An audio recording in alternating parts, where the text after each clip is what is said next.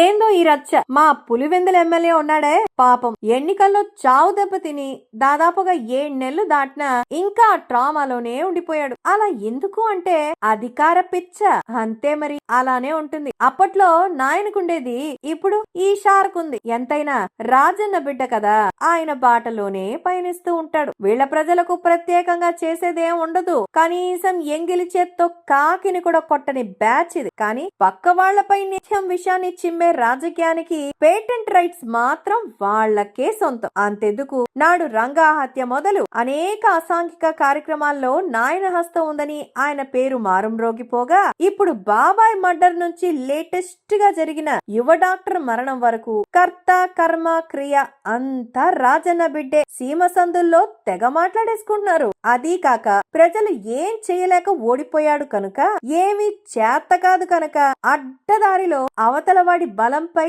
దాడి చేసే విశ్వ ప్రయత్నమే మొదలు పెట్టేశాడు. ముష్టి వెదవలందరినీ అదేలేండి, విత్ డ్యూ రెస్పెక్ట్, మా 5 రూపాయల పేటిఎం కుర్రోళ్ళని పోగేసి కూటమి మధ్య గొడవలు పెట్టాలి అని చూస్తున్నాడు. పవన్ కళ్యాణ్ కి లోకేష్ కి మధ్య అగాధం ఏర్పడేలా, టీడీపీ జనసేన పొత్తు వీగిపోయేలా, లోకేష్ ని డిప్యూటీ సీఎం చెయ్యాలి అంటూ అటు డిప్యూటీ సీఎం అయిన పవన్ కళ్యాణ్ ని సీఎం ని చెయ్యాలి అంటూ ఇటు రెండు వైపుల నుంచి ఇరు పార్టీలు కొట్లాడుకుంటున్నట్టుగా చూపించే విశ్వ ప్రయత్నం చేస్తున్నాడు. పాపం మంత్రాలకి చింతకాయలు రాలవు అన్నట్టుగా ఎన్ని కుట్రలు చేసినా మరో 10 ఏళ్ల పాటు కూటమిని ఏం పీకలేడు. పైగా దరిద్రం బోనస్ తో పాటు వస్తుందన్నట్టు పుండు మీద కారం చల్లినట్టుగా ప్రతిపక్ష హోదా కూడా లేకపోయా.